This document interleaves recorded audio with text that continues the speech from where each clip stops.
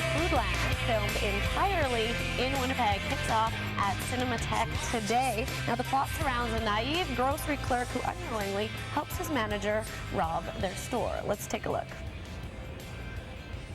Hurry! Sorry, okay. What do you want me to do?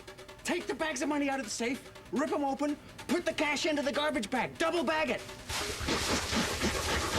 Other end, other end. Hurry, in a hurry.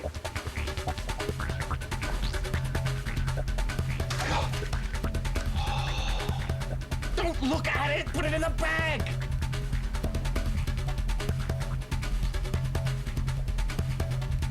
Just take all the other money bags out of the safe and shove them in the bag. Put the ripped bags back in the safe, close the safe, and spin the dial.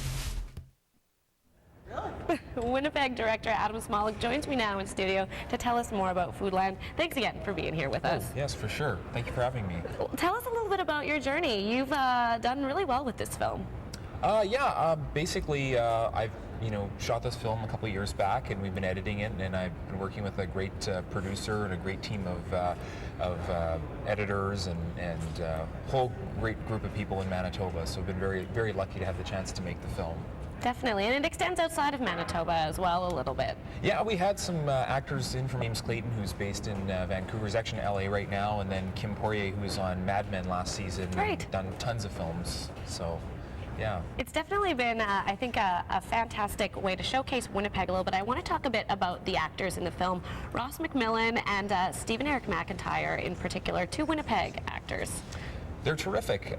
Both guys were excellent to work with, and they're working all the time here in the city. And Steve and Eric McIntyre is a guy that pretty much any time a film comes and shoots in Manitoba, he's like in it. Especially as the villain often. Yeah, but he's a guy that can play so many different things, and yeah, he does get that sort of villain roles. But in this one, it's kind of interesting because his role it's so different from that. He's like this kind of offbeat detective that has all these kind of ideas about solving the crime and solving the caper. Because in the film itself, they rob the store, but then kind of inadvertently, and then the money's lifted off of them. So they hire Steve and Eric McIntyre to basically find the cash and get it back. So it's hilarity ensues. So, yeah. Hilarity, definitely. I mentioned to you, I laughed out loud several times watching it. I also want to talk a little bit about Winnipeg because you recognize so much of Winnipeg when watching this film. It almost becomes a character within it. Was that something you set out to do? Yeah, absolutely. There's all kinds of things that I think are interesting visuals in Winnipeg. The Foodland itself is so well lit, and we didn't touch the store at all in terms of actually lighting the outside of it. It's got these great floodlights, and even the Pemby that we used, and different hotels. The old Dakota Hotel before they renovated it is in there as well, with the sign, the motel hotel signs. There's a lot of Winnipeg landmarks and things in there that I kind of had to work into the film. So fantastic. Well, thanks so much for joining us this morning. Check out Foodland at Cinematheque now until January 13th, and we are going to head on over to your sports.